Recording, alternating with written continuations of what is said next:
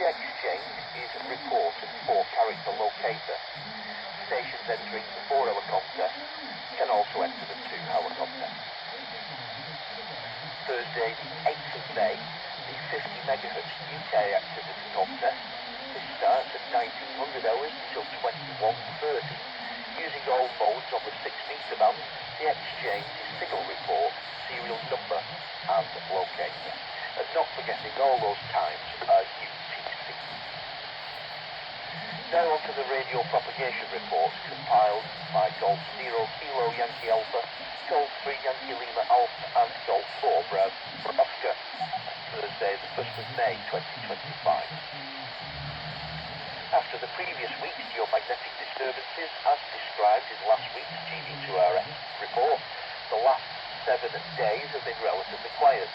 The KP index has mostly been in the 1s and 2s, however the rise to a KP value of 4 on Thursday the 1st could herald a return to unsettled conditions. The solar flux index peaked at 170 on the 24th of April, before declining to 148 at the end of the month.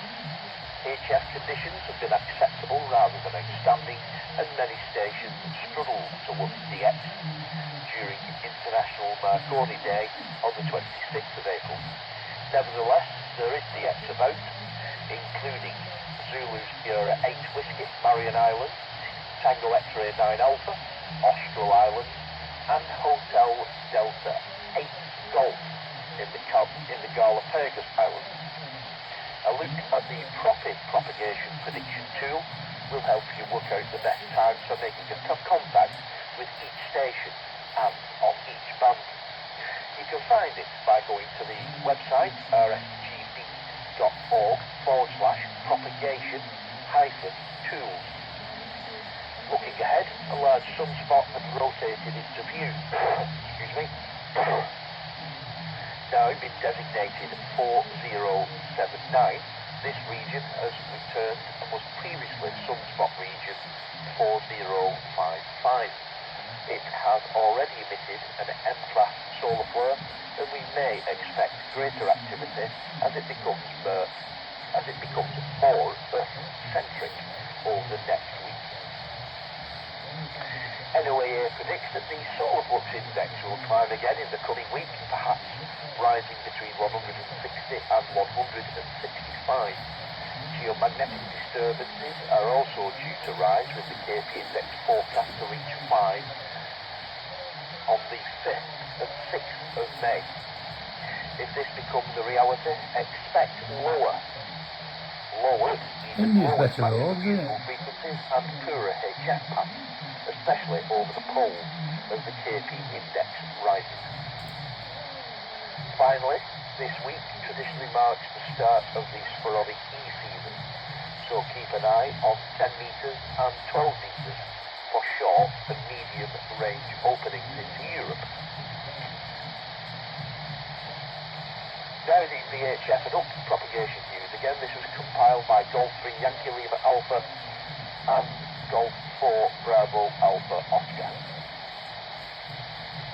The current spell of high pressure tropo weather weakened a little as last week ended, and we'll see the return of unsettled conditions with showery rain, perhaps even the odd thunderstorm. This is unlikely to lead to a total removal of high pressure, and tropo will still be worth looking for. I'll start that again. This is unlikely to lead to a total removal of high pressure, and tropo will still be worth looking for, especially over the western side of the UK. Some models place a new high just west of Britain during the coming week.